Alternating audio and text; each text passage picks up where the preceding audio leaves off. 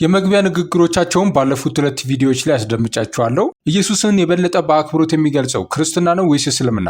በዚህ ክፍል የሁለቱንም የመልስ ክርክር የምናደምጥ ይሆናል። ለቻናሉ አዲስ ከሆናችሁ ሰብስክራይብ በማድረግና ላይክ አድርጎ በመጀመር ተደራሽነቱን አሳድጉ። ለሌሎች ሼር ማድረግም እንዳይረሳ።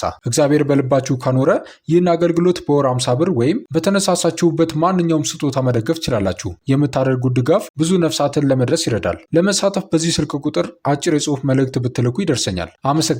እግዚአብሔር ይባርካችሁ። Okay, so I think David is still stuck in the previous debate. He somehow thinks that the Islamic dilemma has been vindicated, so all of your arguments were predicated on the Islamic dilemma being correct. እሺ እኔ እንደማስበው ዴቪድ አሁንም ባለፈው ክርክር ውስጥ የቀረ ይመስላል። በሆነ መንገድ እስላማዊ አጣብቂኝ እንደተረጋገጠ ያስባል። ስለዚህ ሁሉም መከራከሪያዎች የተመሰረቱት እስላማዊ አጣብቂኝ ትክክል ነው በሚል እሳቤ ላይ ነበር። ነገር ግን እስላማዊ አጣብቂኝን ባለፈው ክርክር ቀብረነዋል። ስለዚህ በእርግጥ አዲስ መከራከሪያ ማቅረብ አለብህ። ከእስልምና በኩል በኢየሱስ ላይ የሚሰነዘር ተጨባጭ የሆነ ክብር ማጣት የሚያሳይ ምንም ነገር አላቀረብክም። እንዲሁ ነቢዩን ስለመጎብኘት ሰይጣን ኃጢአትን እንድትሰሩ እያደረገ እንደሆነ ግን ደግሞ በእውነቱ አላህ ነው ስለሚለው ዝም ብሎ የተንዛዛ ንግግር አደረገ። እናም ብዙ የቁርአን ጥቅሶችን በአስቂኝ ድምፅ አነበብክ። ያም እንደ መከራከሪያ ሊቆጠር ነበር፣ ግን ብዙም አሳማኝ አይደለም። ደግሞ ልብ በሉ ኢየሱስ ስለ ስቅለቱ አላስተማርም ትላለህ። ኢንጂል ስለ ስቅለቱ አያስተምርም። ባለፈው ክርክር እንደተወያየ ነው ቁርአን የሚያረጋግጠው ኢንጂል ወይም ወንጌል ከአዲስ ኪዳን ጋር አንድ አይነት አይደለም። ስለዚህ ያንን ግልጽ እናድርግ። ኢየሱስ ለምን ልዩ ሆነ? ለምን እስልምና ኢየሱስ ከድንግል ተወለደ፣ በአንቀልባ ሆኖ ተናገረ፣ መሲህ ነው፣ የክርስቶስን ተቃዋሚ ለማሸነፍና በምድር ላይ የእግዚአብሔርን መንግስት ለመመስረት ይመለሳል በማለት በእሱ ላይ ይህን ያህል ትኩረት ይሰጣል ብለህ ጠየቅህ። አላህ ለምን ኢየሱስን ይህን ያህል ልዩ አደረገው? ይህ ለሙስሊሞች እንደ ትልቅ አጣብቂኝ ተደርጎ ቀርቧል። እንግዲህ ለምን እንደሆነ ገምቱ። አዳም ልዩ ነው። አዳም የመጀመሪያው ሰው ነበር። ወላጆች አልነበሩትም። አዳም ልዩ ነው። አብርሃም ልዩ ነው። የህዝቦች ሁሉ አባት ነው። ሙሴ ልዩ ነው። ባህሩን ከፍሏል። ዳዊት ልዩ ነው። ሰለሞን ልዩ ነው። ቁርአን ከእንስሳት ጋር መነጋገርና ነፋስን ማዘዝ እንደሚችል ይገልጻል። ኢየሱስም ልዩ ነው። ስለዚህ እግዚአብሔር እነዚህን ሁሉ ነቢያት በራሳቸው ልዩ መንገድ ልዩ አድርጓቸዋል። ኢየሱስም በእርግጠኝነት እንደ መሲሁ ልዩ ነው። ሙስሊሞችም ያንን ያረጋግጣሉ፣ በዚያም ያምናሉ። እንዲሁም የክርስቶስን ተቃዋሚ ለማሸነፍና ለመግደል ከሰማይ እንደሚመጣ በእውነት እናምናለን። You said Alexander the Great is in the Quran? Did I hear that right? ታላቁ እስክንድር በቁርአን ውስጥ አለ አልከኝ። በትክክል ሰማው። ምን አይነት ቁርአን እያነበብክ እንደሆነ አላውቅም ዴቪድ። ይህ እንደገና ለቁርአን ያለህ አቀራረብ ምልክት ወይም ማሳያ ይመስለኛል። ዙልቀርነይን ነው በቁርአን ውስጥ የተጠቀሰው። ዙልቀርነይንም እርሱ እስክንድር ሊሆን ይችላል ብለው የሚገምቱ አሉ። ያ ግን የብዙዎች አስተያየት እንኳን አይደለም። ይህ በሱራ አልካፍ ውስጥ ስለተጠቀሰው ታሪካዊ ሰው ማንነት የተጠቀሰ ግምታዊ ሀሳብ እንጂ ትክክለኛ ትርጉም ወይም ስምምነት አይደለም። ዙልቀርነይን ይህ ግምት ብቻ ነው እንጂ ቴዎሎጂካዊ አቋም አይደለም። አንተ ግን ያንን ተፍሲር ወስደህ ታነበዋለህ። ከዚያም እስክንድር በቁርአን ውስጥ አለ ብለው ያስባሉ፣ እስክንድር ሙስሊም ነው ይላሉ ትላለህ። አይ እርሱ ጣዖት አምላኪ ነበር፣ እስልምና ውድቅ ተደርጓል፣ ቁርአን ውድቅ ተደርጓል ትላለህ። ይህ የሚያስቅ ነው። ይህ ከክርስቲያን ተከታዮችህ ከአምላክ የለሾች ወይም ከሂንዱዎች ውጪ ለማንም አሳማኝ አይደለም። በእነዚህ ቀናት ምን አይነት ሰዎች እንደሚከተሉ አላውቅም። ብዙ አይሁዶች ይመስሉኛል። ነገር ግን ቁርአንን በእውነት ለሚያውቅ ለማንም አሳማኝ አይደለም። ተፍሲር ምን እንደሆነ፣ የቁርአን ትርጓሜ ምን እንደሆነ በእውነት ለሚያውቅ ሰው አሳማኝ አይደለም። ከዚያም እንደገና የመጨረሻው ክብር ማጣት ኢየሱስ የሚለውን ለመስማት ወደ ኢየሱስ አለመሄድ ነው። የመጨረሻው ክብር ማጣት ያ ነው፣ ወደ መሐመድ መሄድ ነው፣ በኢየሱስ ፋንታ ወደ ቁርአን መሄድ ነው ትላለህ። ይህ የመጨረሻው የክብር ማጣት መገለጫ ነው ማለት ነው። በእውነት ይህ ነው መከራከሪያ? እባክህ ዴቪድ፣ ለእነዚህ ክርክሮች በደንብ በመዘጋጀት ልታከብረን ትችላለህ። ምክንያቱም እኛ ሙስሊሞች ነን። በግልጽ እንደሚታወቀው እና ቁርአን እንደሚለው የአይሁዶችና የክርስቲያኖች ጽሑፍ ተበላሽቷል። ምዕራፍ 2 ቁጥር 79ን አንብበናል። እነዚያ ጽሑፎች በግልጽ በጽሑፍ ደረጃ ተበላሽተዋል። ስለዚህ እርግጥ ነው ወደ እነዚያ የተበላሹት ጽሑፎች አንሄድም። እስላማዊ አጣብቂኝን አብራርተናል። እንዲሁም ባለፈው ክርክር እስላማዊ አጣብቂኝን አፍርሰናል። ሰዎች ያንን መመልከት ይችላሉ፣ ምክንያቱም ይህ የተለየ ስርጭት መሆኑን ስለማውቅ ነው። ስለዚህ አሁን ለዴቪድ ጥያቄዎች አሉኝ። ዴቪድ እነዚህን ጥያቄዎች እንደሚመልስ በእውነት ተስፋ አድርጋለሁ። በዚህ ርዕስ ላይ እኔ የሚሄድበትን አቅጣጫ እንዳልጠበቀ ግልጽ ነው። ነገር ግን ከዴቪድ ማወቅ እፈልጋለሁ። አይሁዶች የእግዚአብሔር ምርጥ ሕዝብ ናቸውን? እነዚህ በዚህ ክርክር ውስጥ የሚያስፈልጉ መልሶች ናቸው። ሁላችሁም እንደ ክርስቲያን ያስፈልጋቸዋል። ዴቪድ ያስፈልገዋል። ተከታዮቹም በግልጽ እንዲናገር ይፈልጋሉ። አይሁዶች የእግዚአብሔር ምርጥ ሕዝብ ናቸውን? አይሁዶች ድነዋልን? ሃይማኖተኛ አይሁዶች ብቻ ሳይሆኑ ሴኩላር ወይም ዓለማዊ አይሁዶችም ጭምር ኢየሱስ ክርስቶስን ያፌዙበታል። ይህ ደግሞ የሚታወቅ ነገር ነው። ሳራ ሲልቨርማንን ታውቃታለህ? እሷ አይሁዳዊት ኮሜዲያን ናት። በጣም ታዋቂ አይሁዳዊ ኮሜዲያን። እሷም አዎ እኛ ማለትም አይሁዶች ክርስቶስን ገደል ነው። አዎ አደረግ ነው። እንደገና ማድረግ ብንችል እናደርገው ነበር ትላለች። እንደገና እናደርገው ነበር ትላለች። እርሷ ሁለተኛ ሃይማኖታዊ አይሁዳዊት አይደለችም። እርሷ ሴኩላር አይሁዳዊት ናት። ይህ አይሁዶች ዘንድ የተለመደ ስሜት ነው። እነዚህ አይሁዶች በነገራችን ላይ ዴቪድ ለእስራኤል የዘር ማጥፋት ድጋፍ ስለሚሰጥ ለእርሱ በጣም ቅርብ የሆኑ ናቸው። So tell me, our people, can you say Jesus is burning in excrement? He is burning in feces in hell. ታዲያ ንገረኝ ሰዎች ኢየሱስ በእዳሪ ውስጥ እየተቃጠለ ነው፣ በሲኦል ውስጥ በሰገራ እየተቃጠለ ነው ማለት ይችላሉን? የምናምነው በዚያ ነው። ምክንያቱም ለሙሴ የተገለጠው ቅዱስ መጽሐፍ የቃል ቶራ የሆነው ታልሙድ ኢየሱስ እንደተሰቀለ ወይም በድንጋይ እንደተወገረ፣ አስክሬኑ እንደተሰቀለ እንዲሁም ለዘላለም በእዳሪ ውስጥ እየተቃጠለ እንደሆነ ስለሚናገር ነው። ይህን የሚናገር ሰው ድኗል? ሊድኑ ይችላሉን? ዴቪድ ይህንን መመለስ አለበት። ምክንያቱም ነገሩ እንዲያ ከሆነ ማንም ሰው ለምን ሃይማኖተኛ መሆን አለበት? ማንም ሰው ለምን ክርስቲያን መሆን አለበት? የአንተ አጠቃላይ ተልእኮ በሰርጥህና ከሁለት አስርተ ዓመታት በላይ ስትሰራው በነበረው ስራ ሁሉ ሙስሊሞችን ከእስልምና ማውጣት ነው። ምክንያቱም ያ ወደ ትክክለኛው አቅጣጫ የሚወስድ እርምጃ ነው ብለህ ታምናለህ። አንተ የምትለው ያንን ነው። እሺ አይሁዶች ወደ ትክክለኛው አቅጣጫ እርምጃ እንዲወስዱስ ለአይሁዶች ለምን ወንጌል አትሰብክም? አይሁዶች ክርስቲያን እንዲሆኑ ወይም የአይሁድ እምነታቸውን እንዲተዉ የሚጠራ ምንም አይነት የትምህርት ቁሳቁስ ለምን የለህም? ይህ ለምን ግልጽ የሆነ ቅራኔ አልሆነም? በእውነት የምትወዳቸው ከሆነ ሁሉም ሰው መለሰ፣ ዋው ሁሉም ሰው አይሁዶችን ይወዳቸዋል ትላለህ። የሚገርም ነው። ሁሉንም ትወዳለህ። እሺ የምትወዳቸው ከሆነ ለምን ወንጌልን አትሰብክላቸው? ቢያንስ የአይሁድ እምነታቸውን እንዲለቁ ለምን አትጠራቸው?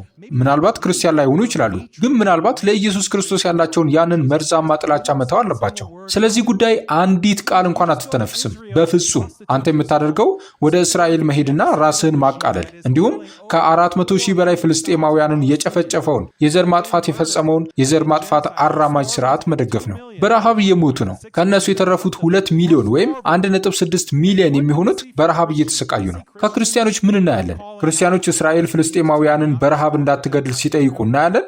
የለም። እስራኤል ያለ አሜሪካ መንግስት ድጋፍ እነዚያን ፍልስጤማውያን በረሃብ ልትገድል ትችላለች? እስራኤል ያለ አሜሪካ መንግስት ድጋፍ እነዚያን ፍልስጤማውያን በረሃብ ልትገድል አትችልም። በአሜሪካ ውስጥ ለእስራኤል የድጋፍ መሰረት የሆነው ማን ነው? የሪፐብሊካን ክርስቲያኖች ናቸው። የሪፐብሊካን ክርስቲያን ወግ አጥባቂዎች። የዘር ማጥፋቱ እየተፈጸመ ያለው በእነሱ ድጋፍ ነው። ስለዚህ ሁሉንም እንደምትወድ ትናገራለህ።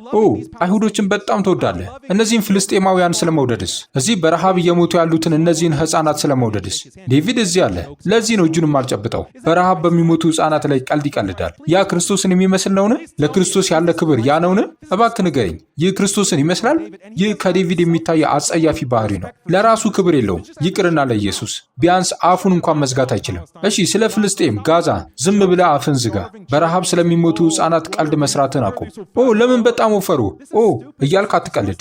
ይህ ሞኝነት ነው። ይህ አጸያፊ ነው። ይህ ለሃይማኖትህ ነውር ነው። ብዙ ክርስቲያኖች በዚህ እንደማይስማሙ አውቃለሁ። በንጹሐን ሰዎች ላይ የዘር ማጥፋት እንዲስፋፋ ገንዘብ በሚከፈላቸው የእስራኤል ወኪል የሆኑ ማህበራዊ ሚዲያ ተጽዕኖ ፈጣሪዎች አይስማሙም። Christians, by the way, are included in Palestine. Did everyone see the news about the IDF shooting a tank munition against the church? በነገራችን ላይ ክርስቲያኖችን በፍልስጤም ውስጥ አሉ። የእስራኤል መከላከያ ሰራዊት በቤተ ክርስቲያን ላይ በጋዛ የነበረችውን የመጨረሻዋን ቤተ ክርስቲያን በታንክ ጥይት መምታቱንና መውደሙን እንዲሁም 3 ክርስቲያን ህፃናት መገደላቸውን ሁሉም ሰው በዜና አይቷል።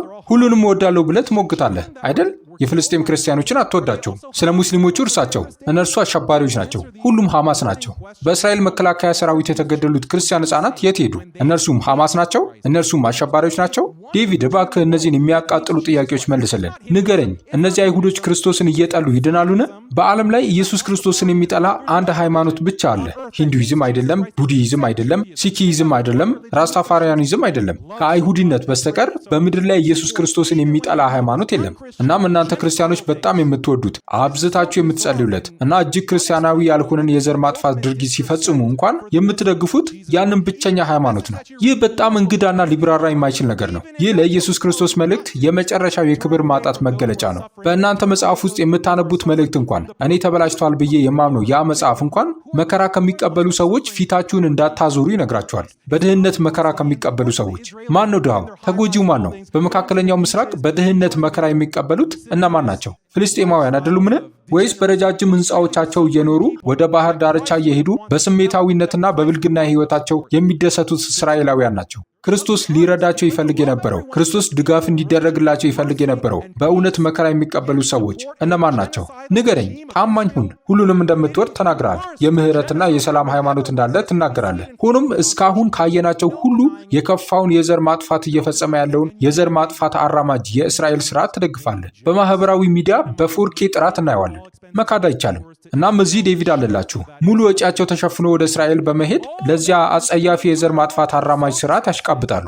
መላው አሜሪካውያንና መላው ዓለም በጣም ተጸይፏል። እስራኤልን ማዕቀብ እየጣሉባት ነው። እስራኤልን እያወገዙ ነው። ብዙዎቹ ክርስቲያኖች እንኳን አይደሉም። ብዙዎቹ አምላክ የለሾች ናቸው። አንዳንዶቹ የተወሰኑ አይሁዶች እንኳን እስራኤልን እያወገዙ ነው። ነገር ግን እስራኤልን የሚከላከሉት እንደ ዴቪድ አይነት የአሜሪካ ክርስቲያኖች ናቸው። ይህ በኢየሱስ ክርስቶስ ላይ የተሰነዘረ ስም ማጥፋት ነው። እናንተ ሁላችሁም በምትመሰክሩለት ክርስትናና በአዲስ ኪዳን ላይ እንኳን የተሰነዘረ ስም ማጥፋት ነው። ስለዚህ ይህንን ልንታገሰው አንችልም። ዴቪድ፣ ብዙ ማውራት ያለብህ ነገር አለ።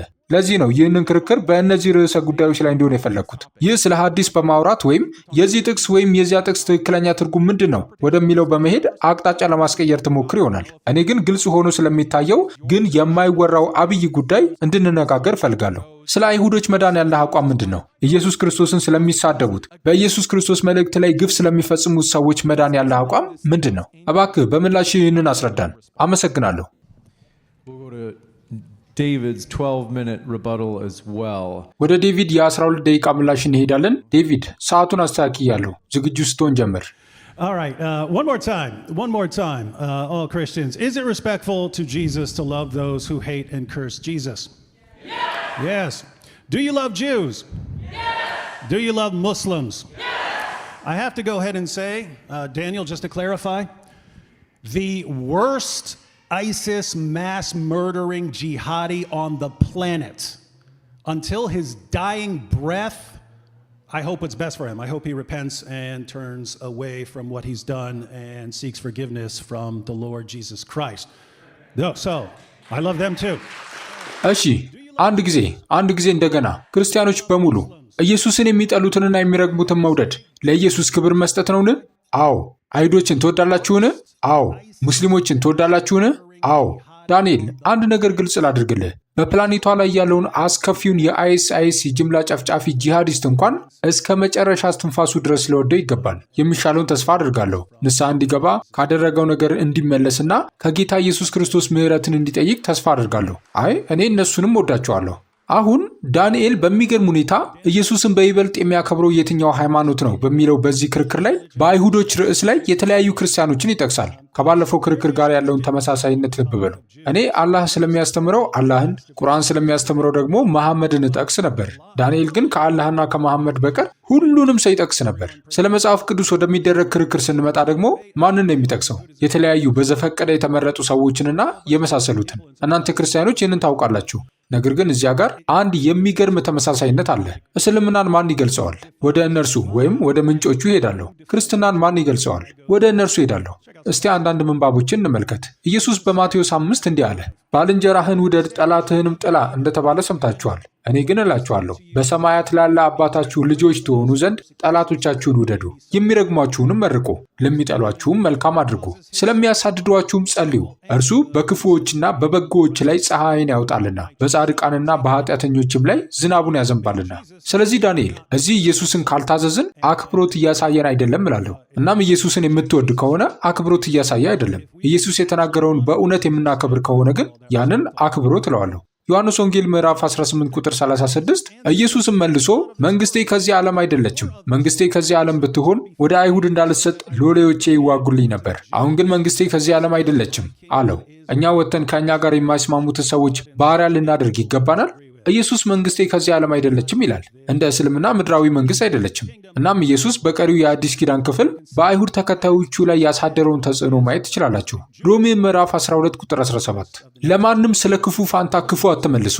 ምዕራፍ 12 ቁጥር 18 ቢቻላችሁስ በእናንተ በኩል ከሰው ሁሉ ጋር በሰላም ኖሩ። ተወዳጆች ሆይ ራሳችሁ አትበቀሉ፣ ለቁጣው ፈንታ ስጡ እንጂ። ጠላትህ ግን ቢራብ አብላው፣ ቢጠማ አጠጣው። በፍቅር የምታደርጉትን ሁሉ አድርጉ። በሰው ልማድ ምንም እንኳን የምንመላለስ ብንሆንም እንደ ሰው ልማድ አንዋጋም። የጦር ዕቃችን ሥጋዊ አይደለምና፣ ምሽግን ለመስበር ግን በእግዚአብሔር ፊት ብርቱ ነው። በፍቅር ተመላለሱ። ጌታም እርስ በርሳችሁ ለሁሉም የምታደርጉትን ፍቅር ያብዛላችሁ ይጨምርላችሁ። ማንም ለሌላው በክፉ ፈንታ ክፉ እንዳይመልስ ተጠንቀቁ። ነገር ግን ሁል ጊዜ እርስ በርሳችሁ ለሁሉም መልካሙን ፈልጉ። እንግዲህ እግዚአብሔርን በመምሰልና በክብር ሁሉ ጸጥና ዝግ ብለን እንድንኖር ልመናና ጸሎት፣ ምልጃም ምስጋናም ስለ ሰዎች ሁሉ እንዲደረጉ ከሁሉ በፊት እመክራለሁ። So, we are supposed to love Jews, we're supposed to love Muslims, we're supposed to love even people who hate and despise Jesus. Now, ስለዚህ እኛ አይሁዶችን መውደድ አለብን፣ ሙስሊሞችን መውደድ አለብን። ኢየሱስን የሚጠሉትንና የሚንቁትን ሰዎች እንኳን ሳይቀር መውደድ አለብን። አሁን በዚህ ጉዳይ ላይ ዳንኤል አይሁዶች ቁጭ ብለው ኢየሱስን እጠላለሁ፣ በዕዳሪ ባህር ውስጥ እየተቃጠለ ነው እያሉ የሚያስቡበት ምናባዊ ዓለም ውስጥ የሚኖር ይመስላል። አይሁዶች በእውነታው እዚህ በእውነተኛው ዓለም እንጂ በዳንኤል አእምሮ ውስጥ አይደሉም። የተለያዩ እምነቶች አሏቸው። ሰፊ የሆነ ክልል አለ። በአንዱ ጫፍ ኢየሱስን በእውነት የሚጠሉና በክርስቲያኖች ላይ የሚተፉ አይሁዶች አሉ እና የመሳሰሉት። በሌላኛው ጫፍ ደግሞ ኢየሱስን የሚከተሉና የሚያመልኩ መሲሐዊ አይሁዶች አሉ። ስለዚህ ያ አለ። ጽንፈኞቹ አሉ። ከዚያም በመካከላቸው የተለያዩ አመለካከቶች አሉ። እንደውም እስራኤል በነበርኩበት ጊዜ ከአንድ አይሁዳዊ ሰው ጋር ሳወራ ነበር። እናም እንዲህ አለኝ፣ የኢየሱስ መንገድ አሸንፏል እኮ። እኔም ምን አልኩት። እርሱም አዎ የኢየሱስ መንገድ አሸንፏል። እኔም ስለምን እያወራ ነው አልኩት። እርሱም እንዲህ አለ፣ አዎ ኢየሱስ ግብዝነትን ለማውገዝና የመሳሰሉትን ለማድረግ መጣ። ታውቃለህ፣ ሃይማኖታዊ ጽንፈኝነትን አጋለጠ። እናም ሰዎች በእያንዳንዱ ትንሽ ዝርዝር ጉዳይ ላይ መጨነቃቸውን እንዲያቆሙ ነገራቸው። ያ መንገድ አሸንፏል። በአይሁድ እምነት ውስጥ እንኳን ሳይቀር አለ። so he viewed Jesus as a kind of religious reformer against extremism. By the way, it seems the most common view among Jews, especially in Israel, is they don't even think about him. ስለዚህ እርሱ ኢየሱስን ጽንፈኝነትን የተቃወመ እንደ አንድ አይነት ሃይማኖታዊ ተሐድሶ አራማጅ አድርጎ ተመለከተው። በነገራችን ላይ በአይሁዶች ዘንድ በተለይም በእስራኤል በጣም የተለመደው አመለካከት ስለ እርሱ ጨርሶ አለማሰባቸው ይመስላል። በሌላ አነጋገር ፍላጎት የላቸውም። ልክ እንደ እኔና እንደ መሐመድን እንደማልወደው አይነት አይደለም። ይልቁንም እንደ እኔ እና እንደ ቡድሃ ነው። ስለ ቡድሃ ብዙም አላስብም አይደል? ያ በአይሁዶች ዘንድ በጣም የተለመደው አመለካከት ይመስላል። በነገራችን ላይ እዚያ ወንጌልን ለ20 ዓመታት ሲሰብክ ከቆየ አንድ መሲሐዊ አይሁድ ጋር አውርቼ ነበር። በጣም የተለመደው ምላሽ ይላል፣ ከአይሁዶች የሚገኘው ምላሽ እርሱን ለመስማት ፍላጎት እንዳላቸው ነው። ምክንያቱም ዋው አንተ አይሁዳዊ ሆነ በኢየሱስ ታምናለህ እያሉ ይገረማሉ። እናም ቁጭ ብለው የሚለውን ይሰማሉ። ስለዚህ አዎ በዚህ ዓለም ውስጥ አንዳንድ በእውነት የተበላሹ ሰዎች አሏችሁ። ነገር ግን ሁሉንም በአንድ ላይ መጨፍለቅ አቆሙ። ይህ እኔ ሙስሊሞች በሙሉ አይስ አሸባሪዎች ናቸው እንደማለት ይሆንብኛል። Want to know why? Want to know the origin of the hostility? Abu Hurairah reported Allah's messenger as saying, the last hour would not come until Muslims will fight against the Jews, and the Muslims would kill them until the Jews would hide themselves behind a stone or a tree. የጥላቻውን ምንጭ ለምን እንደማላውቅ አይገባኝም። አቡ ሁረይራ የአላህ መልእክተኛ እንዲህ ማለታቸውን ዘግበዋል። ሙስሊሞች አይሁዶችን እስኪዋጉ ድረስ የመጨረሻዋ ሰዓት አትመጣም። ሙስሊሞችም ይገሏቸዋል። አይሁዳዊ ከድንጋይ ወይም ከዛፍ በስተጀርባ እስኪደበቅ ድረስ ድንጋዩ ወይም ዛፉ አንተ ሙስሊም ወይም የአላህ ባሪያ ከኋላዬ አይሁዳዊ ያለና ግደለው ይላል። ነገር ግን የጋርካድ ዛፍ አይናገርም። እርሱ የአይሁዶች ዛፍ ነውና የጋርካድ ዛፍ አያጋልጥም። Garkad tree doesn't snitch. So you know. So anyway, point here is ስለዚህ ነጥቡ እዚህ ጋር ነው። ዓለምን ቃኝተን ታውቃላችሁ፣ በክርስቶስ ስደት ላይ ማተኮርና ከክርስቲያኖች ስደት በስተጀርባ ባሉት ላይ በርትተን መዝመት አለብን ብንል አንዳንድ ቡድኖች አሉ። አዎ አልፎ አልፎ ክርስቲያኖችን የሚያሳድዱ አይሁዶችን ጨምሮ የተለያዩ ቡድኖች አሉ። ነገር ግን ትልቁ ችግር የት ነው ያለው ብትሉ የት ይመስላችኋል? በፕላኔቷ ላይ ክርስቲያኖችን በብዛት የሚያሳድዱበት ቦታ ናይጄሪያ ነው። የሚያሳድዷቸውም ሙስሊሞች ናቸው። እንዲሁም አገር በአገር መሄድ ትችላላችሁ። ሙስሊሞች ክርስቲያኖችን ያሳድዳሉ።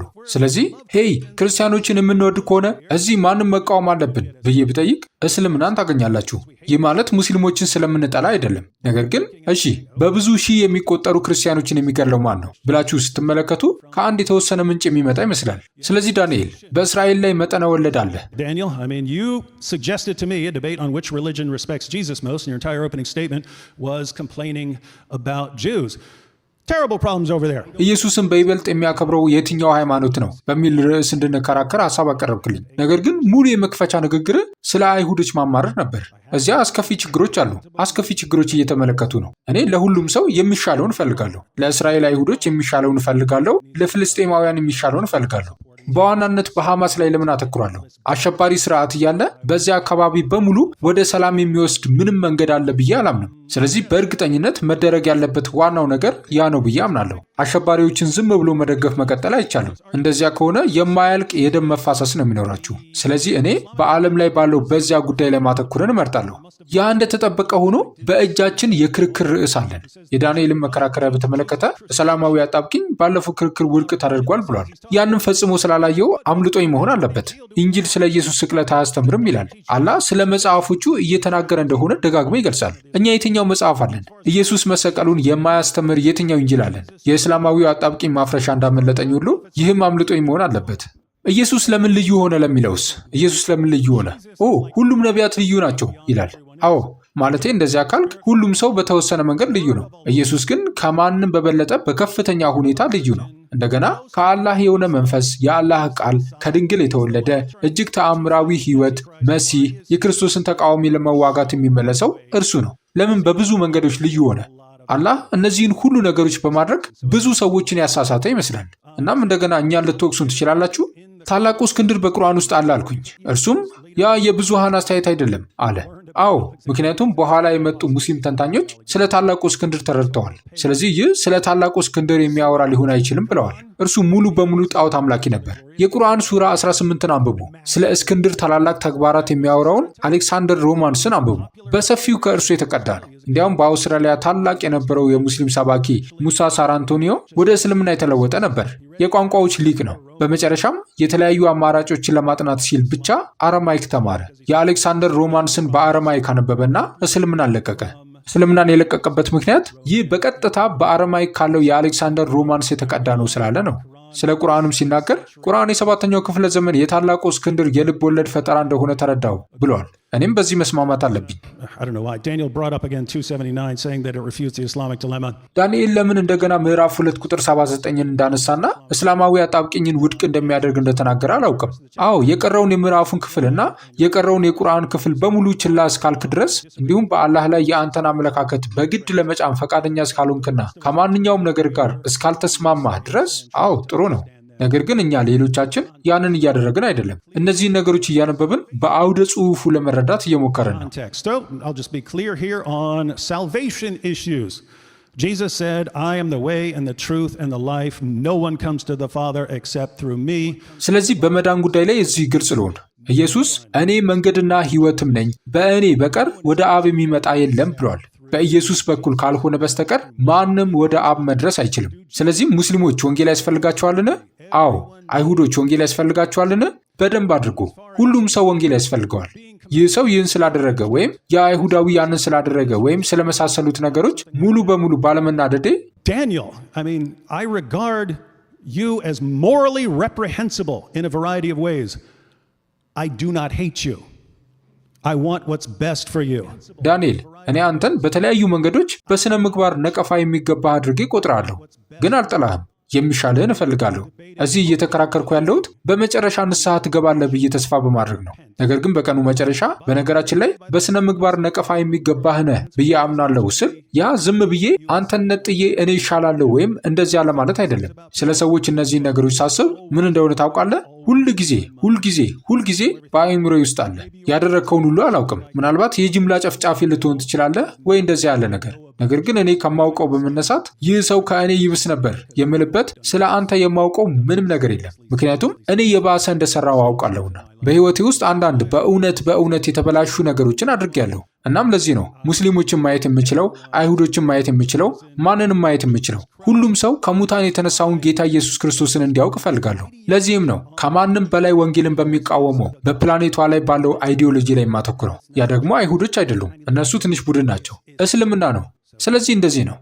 በታማኝነት በየወሩ 50 ብር ለዚህ አገልግሎት መስጠት የማይከብዳችሁ ክርስቲያኖች በዚህ ስልክ ቁጥር አጭር የጽሑፍ መልእክት በመላክ ተመዝግባችሁ አብራችሁን አገልግሉ። ከተመዘገባችሁ አገልግሎቱን በተመለከተ አጫጭር መልእክቶች በስልካችሁ የሚደርሷችሁ ይሆናል። ከዛ በተጨማሪ ለአገልግሎቱ ማድረግ ልዩ ስጦታ መስጠት የምትችሉ ደግሞ ይህንን የባንክ ቁጥር ተጠቀሙ። ስለተሳትፏችሁ እናመሰግናለን።